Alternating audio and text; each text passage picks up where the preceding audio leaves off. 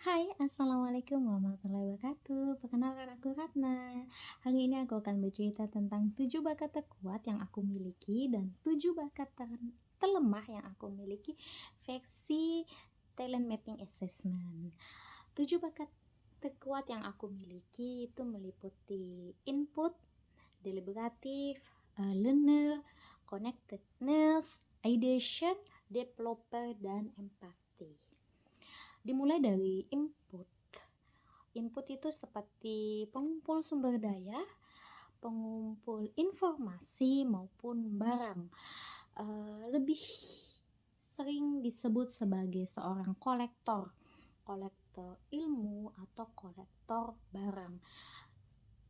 Kalau aku sendiri, aku lebih ke dua-duanya sih. Aku juga kolektor ilmu, jadi aku tuh sering sekali mengumpulkan ilmu-ilmu dan membentuk suatu bank informasi yang aku sebut bank data. Di bank data tersebut itu banyak sekali ilmu-ilmu yang telah aku pelajari. Selain itu aku juga suka sekali mengumpulkan barang, terlebih barang-barang yang memiliki kenangan tersendiri, barang-barang yang mempunyai makna khusus bagiku. Jadi termasuk kolektor barang juga kolektor informasi juga iya. Lalu yang kedua adalah deliberatif. Deliberatif itu seorang pribadi yang penuh kehati-hatian, waspada dan penuh pertimbangan. Itu aku rasakan sendiri. Itu sangat aku rasakan ketika aku mengambil suatu keputusan.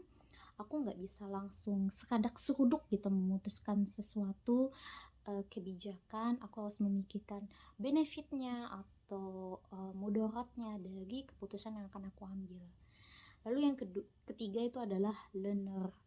Learner ini adalah seorang pembelajar sejati. Sejatinya seorang learner itu dia suka dengan proses belajar.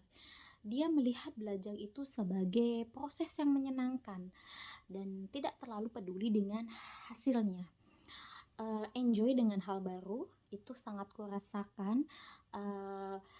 Hal-hal baru yang saat ini kupelajari itu desain grafis yang menggunakan tools Canva ya.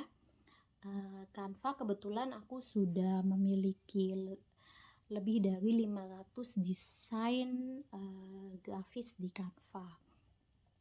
Lalu juga aku saat ini sedang mempelajari talent mapping. Ini sangat menarik sekali dalam pengembangan SDM yang aku saat ini pegang gitu. Lalu ada juga bakat connectedness. Connectedness itu adalah seorang pribadi yang mampu melihat keterkaitan dari suatu permasalahan yang ada. Dia secara menyeluruh itu bisa menghubungkan dengan sudut pandang yang berbeda. Dan ini sangat berkaitan sekali dengan pribadi aku, karena ketika aku mengambil suatu keputusan, aku penuh kewaspadaan di mana deliberatif aku itu di situ bermain. Kemudian aku akan menghubungkan dengan sebab akibat yang akan aku lihat dari sudut pandang yang berbeda, itu dimana connectedness aku juga akan ikut andil serta di dalam keputusan itu. Lalu yang selanjutnya adalah ideation. Ideation itu penggagas ide. Terkadang ide-ide yang aku berikan itu berasal dari pemikiran yang hanya sekeleting gitu kan. Misal sedetik gitu aku berpikir, tiba-tiba oh ya ada ide ini gitu kan, atau berada di kesunyian mana gitu tiba-tiba tercetus ide ini. Dan itu tuh tidak sekali dua kali tapi sering kali berulang-ulang, dan harus aku catat idenya, karena kalau tidak aku catat itu akan hilang karena dia cepat datang dan cepat pergi. Dan ketika aku tidak mencatat, beberapa lama setelah itu aku akan lupa, lalu aku nggak ingat lagi tuh apa kan ide yang akan aku mulai itu apa gitu. Jadi aku harus segera mencatatnya. Dan ide-idenya itu sebetulnya banyak, tapi karena aku bukan seorang aktivator jadi aku kurang bisa merealisasikannya gitu kan. Lalu yang selanjutnya adalah developer ya. Developer itu adalah bakat aku yang terkuat nomor 6. Developer itu kaitannya dia suka memajukan orang, dan dia suka bahagia kalau orang lain itu bisa bertumbuh gitu kan. Dia juga suka mendorong orang lain agar dia lebih maju, dan itu sangat aku rasakan ketika aku membuat suatu komunitas yang aku buat, yaitu Talenta Kana, di mana aku fokus terhadap pemberdayaan perempuan dalam mengembangkan diri. Ini sebagai wadah aku untuk menyalurkan bakat developer aku. Lalu yang selanjutnya adalah empati. Wah, ini sangat aku rasakan sekali, karena kalau kita sudah berempati dengan orang, itu sebagai modal awal kita untuk bisa bertumbuh. Geser sedikit, itu ada futuristik ya. Futuristik itu adalah seseorang visioner yang mempunyai visi dan misi yang jauh ke depan. Dia punya mimpi-mimpi besar yang akan diwujudkan. Ini sangat mendukung aku juga ketika aku melakukan misi developer aku gitu kan. Mimpi aku apa, lalu aku membuat suatu wadah agar mimpi itu bisa aku realisasikan.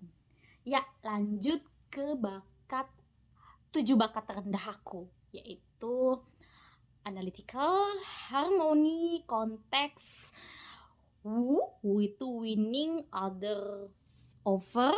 Lalu ada individualization, restorative, dan kompetitif. Kalau analytical, sebenarnya aku tidak begitu peduli ya dengan fakta, data, atau detail-detail yang teruji.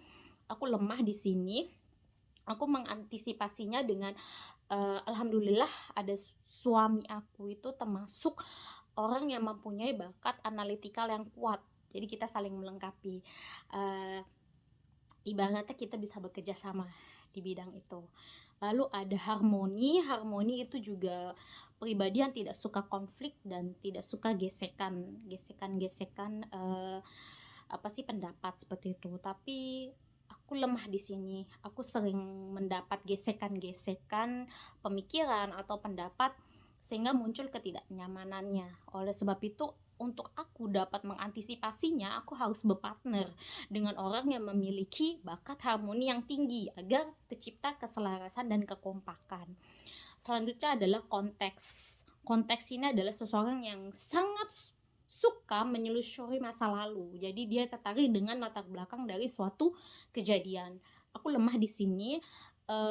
Sedangkan alhamdulillahnya ya, suami aku itu adalah orang yang mempunyai bakat konteks yang kuat. Dia nomor 1 di 7 bakat teratasnya. Dan itu sangat memudahkan aku untuk menentukan kesuksesan aku di masa mendatang dengan bercermin kepada kejadian masa lalu.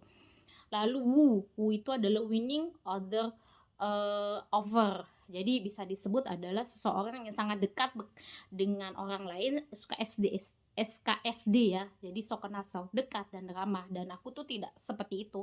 Aku lebih suka observasi di tempat yang baru aku bisa membuka diri. Lalu ada individualization ini dia seseorang yang mampu melihat keunikan dari keragaman orang lain gitu kan. Aku juga lemah di sini. Aku tidak begitu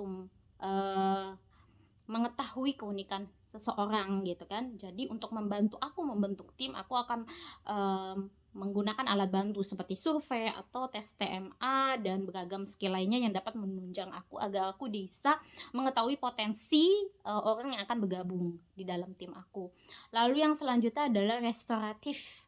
Ini adalah seseorang yang suka memperbaiki barang rusak, dan aku tidak termasuk orang yang seperti itu. Jadi aku akan lemah di sini. Aku akan lebih suka memanggil tenaga ahli yang bisa memperbaikinya sehingga hasilnya akan lebih memuaskan. Lalu yang terakhir, bakat terlemah aku di urutan nomor 34 adalah kompetisi. Aku orang yang tidak begitu suka kompetisi, malah dibilang tidak suka kompetisi.